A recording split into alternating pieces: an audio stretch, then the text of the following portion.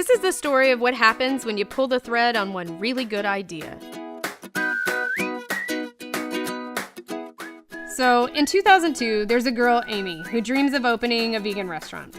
And she starts small with a push cart in a downtown market, and a few years later, she's successful enough that she opens a brick and mortar on Magnolia.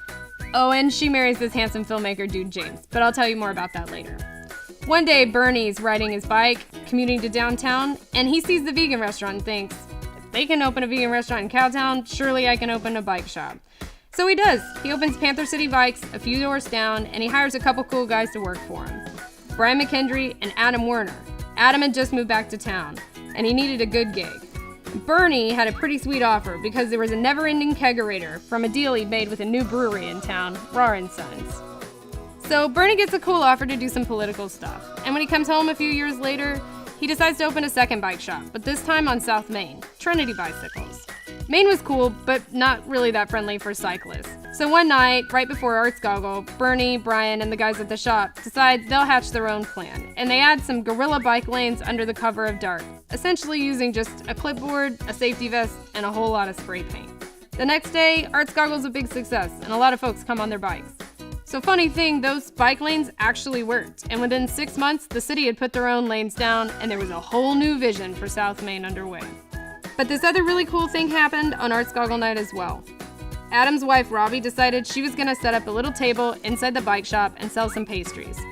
But she was too nervous to actually sell them, so she just spent the whole night giving them away.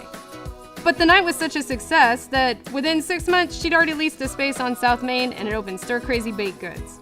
That summer, Adam, who was a school teacher, was kind of out of a job for the summer, so he opened this thing called the Southside Urban Market along with these guys, Brad and Danielle, who lived around the corner. The Southside Urban Market was really cool, and it did a lot more than just draw foot traffic. It became a place where people's passions were born. Here are a couple of folks who got their start with a $10 urban market table rental.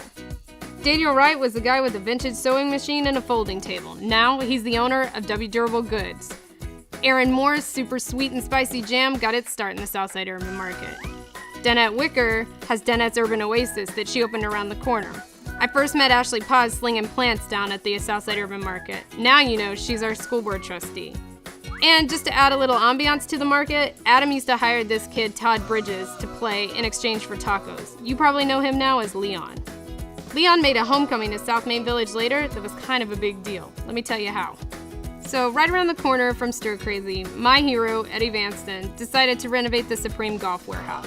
And Eddie, knowing that any good village needed a watering hole, put a bar at the ground floor in shipping and receiving, which had an awesome stage outside. Bands were coming and going, including the guys from White Denim. And while they were in town, they bumped into Leon playing a show. The guys loved Leon's signature sound enough that they threw together a makeshift recording studio in shipping and receiving, laid down some tracks, made an album, quit the band, and later built Now City Sound. Music wasn't the only mega discovery of the Southside Urban Market. Stir Crazy's across-the-street neighbors at WA Powers jumped in on the fun too with a small weekend clothing boutique. And they invited their kids home to walk the market. Lori and Tucker fell in love with the village and basically ended up buying an entire city block, which will now be the Soma District, home to Teeny's Rotisserie, Tarantula Tiki, and South Barbershop. Lala of South Barber currently works at Hot Fusion and has mentors in Matt Hill and Macy Moore. Funny thing about Macy, he's one of the night riders that started on Magnolia at the Chat Room Pub. So you still with me? Back to Magnolia we go. The Chat Room comes from a long lineage of Magnolia music history, and it all started in the 1980s with the Axis, where you could hear cool bands like the Lemonheads, Fugazi, and Nirvana, and they even gave the Toadies their first show.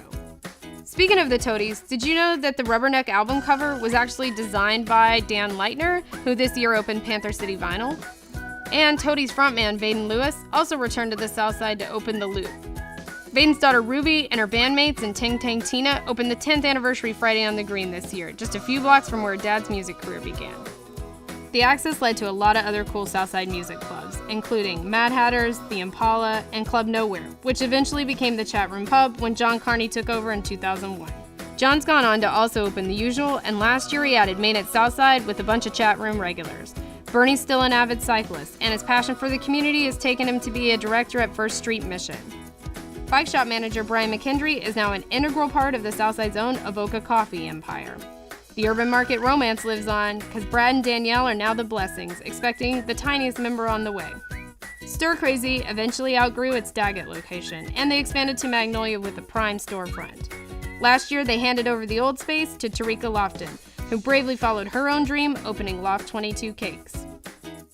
This year, Stir Crazy will make another big leap of faith as they open a much larger second commercial baking kitchen in the up-and-coming Evans and Rosedale Village area. Adam's leaving teaching to join Robbie at the bakery, now making Stir Crazy an official mom and pop. Spiral Diner owners Amy and James are making their own big plans as they begin the construction on the Citizen Theater. I could go on and on. Undoubtedly, every one of you has a Southside story just like this, or maybe one yet to be written. This is the story of our community and how we are inspiring each other's dreams. So I ask you, where will your crazy dream take us next?